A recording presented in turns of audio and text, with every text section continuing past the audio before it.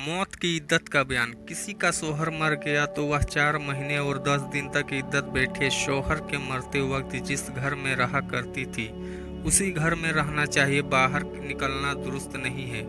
अगर कोई गरीब औरत है जिसके पास गुजारे के मुताबिक खर्च नहीं, उसने खाना पकाने वगैरह नौकरी कर ली तो उसको जाना और निकलना दुरुस्त है, लेकिन रात को अपने ही घर में रहा करे, चाहे सोहबत हो चुकी हो या ना हुई हो, और चाहे किसी किस्म की तहाई एकजाई हुई हो या ना हुई हो, और चाहे हेज आता हो या ना आता हो।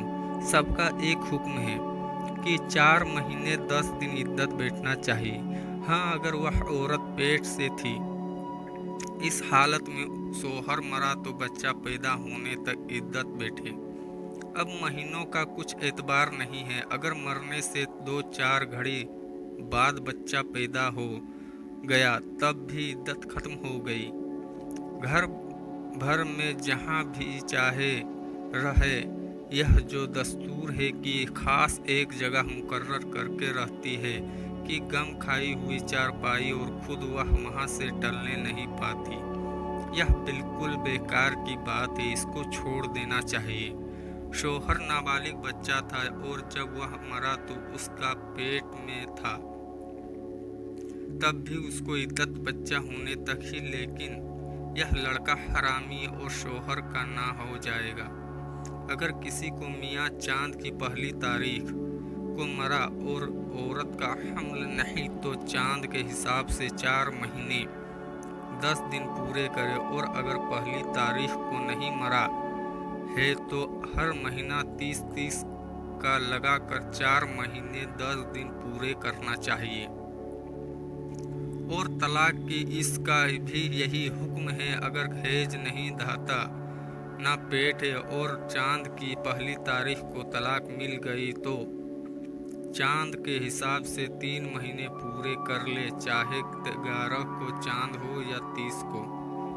और अगर पहली तारीख को तलाक नहीं मिली तो हर महीने 30-30 दिन का लगाकर 3 महीने पूरे कर ले।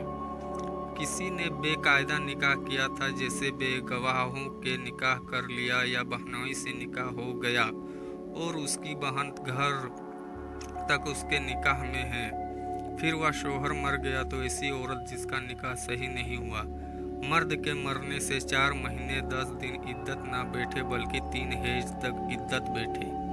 हेज ना आता हो तो 3 महीने, और हमल से हो तो बच्चा होने तक।